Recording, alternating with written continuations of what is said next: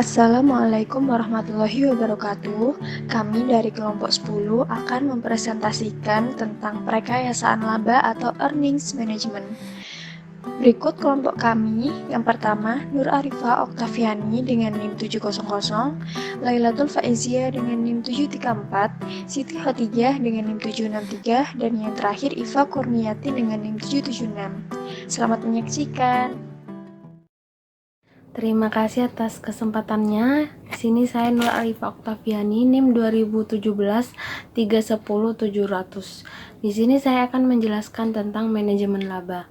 Manajemen laba dapat dilihat dari laporan keuangan dan perspektif kontrak. Perspektif laporan keuangan, manajer dapat menggunakan manajemen laba untuk memenuhi analisis perkiraan laba, sehingga menghindari penurunan reputasi dan reaksi harga saham negatif. Dari perspektif kontrak, manajemen laba dapat digunakan perusahaan dari konsekuensi kejadian tak terduga ketika kontrak yang kaku dan tidak lengkap. Manajemen laba mempengaruhi motivasi manajer untuk meningkatkan kinerja, karena manajer dapat menggunakan manajemen laba opportunity untuk meningkatkan kompensasi mereka dari waktu ke waktu. Dalam manajemen laba, manajer dapat memilih kebijakan akuntansi dari serangkaian kebijakan, misalnya GAAP, tujuan untuk membantu mencapai tujuannya. Selanjutnya yaitu pola dalam manajemen laba. Berbagai pola yang sering dilakukan manajer dalam earning management, yaitu yang pertama talking about. Terjadinya talking about pada periode yang menjenuhkan atau reorganisasi, termasuk pengangkatan CEO baru. Bila perusahaan yang melaporkan laba yang tinggi, manajer dipaksa untuk melaporkan laba yang tinggi. Konsekuensinya, manajer akan menghapus aktiva dengan harapan laba yang akan datang dapat meningkat. Yang kedua, income minimization. Bentuk ini mirip dengan talking about, tetapi lebih sedikit ekstrim, yaitu dilakukan dengan alasan politis pada periode laba yang tinggi dengan mempercepat penghapusan aktiva tetap dan aktiva tak berwujud, dan mengakui pengeluaran berbagai biaya. Yang ketiga, income maximization. Tindakan ini bertujuan untuk melaporkan net income yang tinggi untuk tujuan bonus yang lebih besar. Perencanaan bonus yang didasarkan pada data akuntansi mendorong manajer untuk manipulasi data akuntansi tersebut guna menaikkan laba untuk meningkatkan pembayaran bonus tahunan. Yang terakhir, keempat, income smoothing. Dengan ini mungkin yang paling menarik. Hal ini dilakukan dengan meratakan laba yang dilaporkan untuk tujuan melaporan eksternal, terutama bagi investor, karena pada umumnya investor lebih menyukai laba yang relatif stabil. Selanjutnya yaitu tujuan earning management untuk mendapatkan bonus. Efek skema bonus keputusan akuntansi adalah investigasi motivasi kontrak pengelolaan pendapatan. Herli mengamati bahwa manajer memiliki informasi dari dalam pada pendapatan bersih perusahaan, belum pengelolaan pendapatan atau laba. Penelitian Herli 1985 menggunakan pendekatan program bonus manajemen, yaitu bahwa manajer akan memperoleh bonus secara positif ketika laba berada di antara batas bawah dan batas atas. Ketika laba berada di batas bawah, manajer tidak mendapatkan bonus, dan ketika laba berada di atas cap, manajer hanya mendapatkan bonus tetap. Baik, saya Lailatul Faizia dengan NIM 734. Saya akan melanjutkan presentasi dari rekan saya. Saya akan menjelaskan tentang motivasi kontrak lainnya. Manajemen laba untuk tujuan perjanjian hutang. mengikuti teori kontrak yang efisien, mengingat bahwa pelanggaran perjanjian dapat menimbulkan biaya yang besar. Manajer perusahaan diharapkan untuk dapat menghindarinya. Biaya-biaya ini tidak hanya mencakup biaya langsung yang dikenakan oleh perjanjian, seperti tingkat bunga yang lebih tinggi, tetapi juga biaya tidak langsung dari penurunan nilai hubungan bisnis yang berkelanjutan dan berkurangnya kemampuan masa depan untuk memperoleh pembiayaan. Bahkan para manajer akan berusaha untuk tidak mendekati pelanggaran. Dengan demikian, manajemen laba dapat muncul sebagai alat untuk mengurangi kemungkinan pelanggaran perjanjian dalam kontrak hutang. Ketika masalahnya mulai lebih kompleks, perilaku perusahaan melampaui masalah perjanjian hutang dan juga sebaliknya. Manajemen laba menjadi bagian dari strategi keseluruhan perusahaan beserta manajernya untuk bertahan hidup. Next.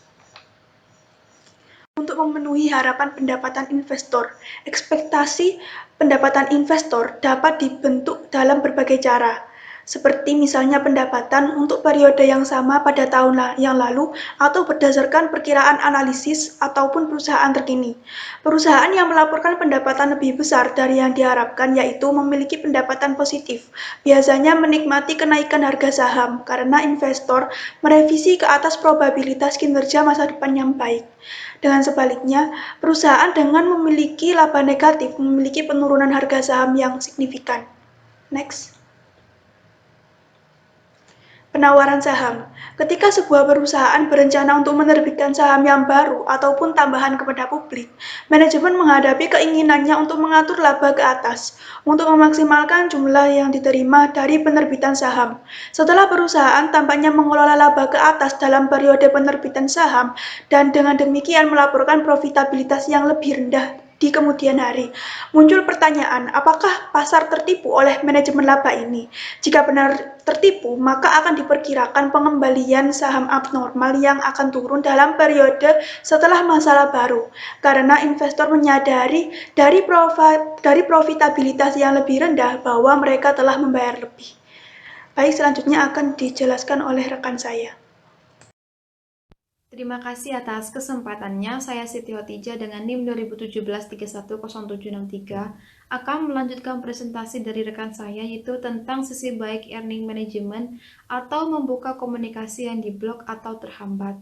Konsep komunikasi terhambat atau diblokir berasal dari Damsky dan Sappington 1970A atau DSA secara frekuen, maka agen yang memperoleh informasi yang dispesialisikan sebagai bagian dari keahlian mereka, dan jenis informasi ini kemungkinan besar akan bernilai untuk berkomunikasi kepada pelaku utama, yakni membuka komunikasi yang terhambat di antara perusahaan atau manajer dengan pemilik perusahaan atau investor. DSA menunjukkan kehadiran dari komunikasi yang diblokir yang bisa menurunkan efisiensi dari kontrak agen, karena agen kemungkinan akan kekurangan perolehan informasi dan berkompensasi dengan bertindak. Selanjutnya yaitu tentang bukti empiris sisi baik earning management. Subrayaman 1996 menyediakan beberapa bukti pada isu ini. Dia membagi accrual ke dalam komponen diskresioner dan juga komponen non-diskresioner. Menggunakan model Jones, Suprayaman menemukan setelah pengendalian terhadap efek arus kas operasi dan juga accrual non-diskresioner pada pengembalian saham. Konsisten dengan para manajer, rata-rata menggunakan earning management secara bertanggung jawab untuk mengungkapkan informasi bagian dalam tentang laba masa depan. Selanjutnya itu tentang C 2001 menggunakan model Jones untuk mengestimasi accrual diskresioner dan juga diskresioner untuk setiap perusahaan yang diobservasi. Slide selanjutnya yaitu tentang sisi buruk dari earning management atau manajemen laba oportunistik. Meskipun teori dan bukti pertanggungjawaban dalam mempergunakan manajemen laba, ada juga bukti manajemen laba yang buruk. Dari perspektif kontrak ini merupakan hasil dari tingkah laku opportunistic manager.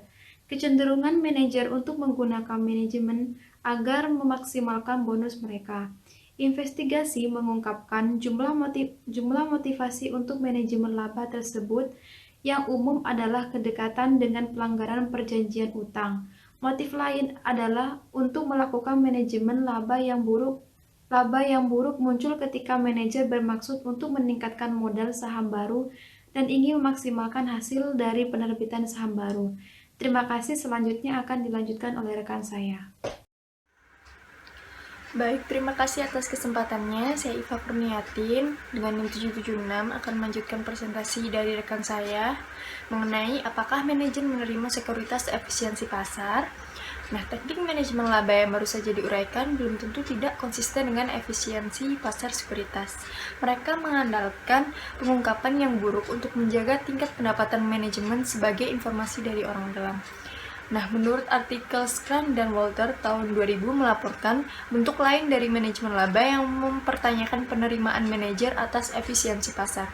Mereka menganalisis sampel dari perusahaan yang melaporkan material keuntungan atau kerugian item khusus dari pelepasan aset tetap pada kuartal tahun sebelumnya. Tetapi tidak ada keuntungan atau kerugian tersebut pada kuartal yang sama tahun berjalan. Dalam rilis berita yang biasanya menyertai pengumuman pendapatan, manajer membandingkan kinerja kuartal saat ini dengan kuartal tahun sebelumnya. Hal ini sesuai dengan hasil survei Graham, Harvey, dan Rajgopal tahun 2005. Pada bagian awal yang sudah dijelaskan oleh rekan saya mengenai gambaran yang melaporkan bahwa laba kuartal yang sama tahun sebelumnya merupakan tolak ukur pendapatan yang sangat penting bagi manajer. Pertanyaannya kemudian adalah, dalam rilis berita ini, apakah manajer mengingatkan investor tentang keuntungan atau kerugian item khusus dengan persistensi rendah di kuartal sebelumnya? Nah, Scrum dan Walter menemukan bahwa kemungkinan pengingat seperti itu secara signifikan lebih besar jika item khusus kuartal sebelumnya adalah keuntungan daripada kerugian, sehingga mendorong investor untuk mengabaikan keuntungan kuartal sebelumnya yang rugi tersebut. Dengan cara ini, tolak ukur periode sebelumnya serendah mungkin ditekankan. Dengan demikian menunjukkan perubahan pendapatan dari kuartal sebelumnya dalam sorotan yang paling menguntungkan. Nah, untuk yang selanjutnya, menganalisis ucapan manajer untuk mendeteksi manajemen laba yang buruk. Baru-baru ini, program komputer canggih digunakan untuk menganalisis kata-kata tertulis dan lisan manajer untuk isyarat yang dapat mengungkapkan keyakinan yang mendasari mereka tentang kinerja perusahaan di masa depan atau masa yang akan datang dan apakah mereka jujur dalam mengkomunikasikan keyakinan ini. Nah, kita telah melihat contoh studi berbasis komputer berskala besar, yaitu Lee tahun 2010, menganalisis nada dari sejumlah besar MD dan AS. Dia menemukan bahwa nada MD dan AS perusahaan berguna dalam memprediksi pendapatan kuartal di masa depan atau masa yang akan datang. Ditinjau dari studi Brown dan Tucker tahun 2011 yang menggunakan perangkat lunak komputer untuk menganalisis sampel MD dan AS yang besar untuk perubahan kata-kata dari satu tahun ke tahun berikutnya. Mereka melaporkan hubungan positif antara tingkat perubahan kata-kata dan aktivitas ekonomi perusahaan, misalnya laba per saham, dan antara perubahan kata-kata ini dan kinerja saham perusahaan. Hasil ini menunjukkan bahwa lebih sedikit boilerplate menyiratkan kinerja saham yang lebih baik. Uraian studi lain yang serupa oleh HMV tahun 2012 yang berorientasi pada deteksi kesalahan penyajian manajer atas kinerja keuangan selama panggilan konferensi yang biasanya menyertai rilis informasi laba. Studi yang dilakukan oleh HMV didasarkan pada teori perilaku disonansi kognitif. Nah, di bawah teori ini, disonansi muncul ketika seseorang berperilaku berlawanan dengan persepsi diri orang tersebut. Misalnya, seorang manajer mungkin percaya bahwa dia adalah anggota masyarakat yang jujur dan bertanggung jawab. Jika manajer tersebut menekankan selama panggilan konferensi bahwa peningkatan penjualan kuartal saat ini diharapkan terus berlanjut, padahal sebenarnya penjualan telah menurun, dan peningkatan tersebut disebabkan oleh memaksa agen dan distributor untuk menerima lebih banyak produk daripada yang mereka butuhkan. Nah, manajer itu akan merasa bersalah, artinya akan mengalami disonansi kognitif. Teori tersebut memprediksi bahwa individu yang mengalami disonansi akan mencoba menguranginya. Salah satunya adalah dengan mengubah keyakinannya. Cara lainnya adalah sedikit mundur dari pernyataan yang menimbulkan ketidaksesuaian. Jadi, jika manajer ditanyai mengapa penjualan akan terus meningkat, dia mungkin mencoba mengubah keyakinan dengan memberikan alasan yang meyakinkan, atau mungkin memenuhi syarat pernyataan sebelumnya dengan menunjukkan, misalnya, bahwa itu tergantung pada penerimaan pasar terhadap produk baru. Sejauh penjelasan manajer memberikan petunjuk seperti ini, bahwa dia menderita disonansi kognitif. Ini membuat pernyataan awal mencurigakan. Perangkat lunak yang canggih mampu memindai rekaman ucapan manajer untuk mendeteksi petunjuk ini. HMV menggunakan program seperti ini untuk menganalisis ucapan manajer selama 5 menit pertama pertanyaan dan jawaban setelah 1.572 presentasi laba kuartalan selama tahun 2007. Memperoleh skor disonansi kognitif untuk setiap manajer. Pertanyaannya kemudian adalah, apakah skor disonansi memprediksi kesalahan pelaporan manajer? Untuk menjawab pertanyaan ini, HMV memeriksa laporan keuangan masa depan dari setiap perusahaan sampel untuk bukti penyesuaian laba yang menurunkan pendapatan. Mereka melaporkan bahwa skor disonansi mereka membantu memprediksi perusahaan-perusahaan yang melakukan penyesuaian tersebut. Dengan demikian, tampaknya analisis pidato atau ucapan manajer menjanjikan untuk prediksi manajemen laba yang buruk. Nah, yang terakhir ada implikasi bagi akuntan. Implikasi bagi akuntan yang ingin mengurangi manajemen laba yang buruk bukanlah menolak efisiensi pasar, tetapi untuk meningkatkan pengungkapan. Pengungkapan berkualitas tinggi membantu investor untuk mengevaluasi laporan keuangan sehingga mengurangi kerentanan investor terhadap bias perilaku, mengurangi insentif manajer untuk mengeksploitasi tata kelola perusahaan yang buruk dan inefisiensi pasar, dan mengurangi kemampuan manajemen untuk melebih-lebihkan kinerja selama panggilan konferensi, misalnya pelaporan yang jelas dari kebijakan pengakuan pendapatan dan deskripsi rinci item persistensi rendah dan akrual diskresioner utama, seperti pencatatan dan ketentuan untuk reorganisasi, akan membawa manajemen laba ke tempat terbuka, mengurangi kemampuan manajer untuk memanipulasi dan bias laporan keuangan untuk keuntungan mereka sendiri. Cara lain untuk meningkatkan pengungkapan termasuk melaporkan efek pada pendapatan saat ini dari semua penghapusan item khusus sebelumnya, dan secara umum membantu investor dan komite kompensasi untuk mendiagnosis item dengan persistensi rendah. Manajer kemudian akan menanggung konsekuensi penuh dari tindakan mereka dan manajemen laba yang buruk akan berkurang. Sekian presentasi dari kelompok kami. Mohon maaf apabila ada salah kata. Wassalamualaikum warahmatullahi wabarakatuh.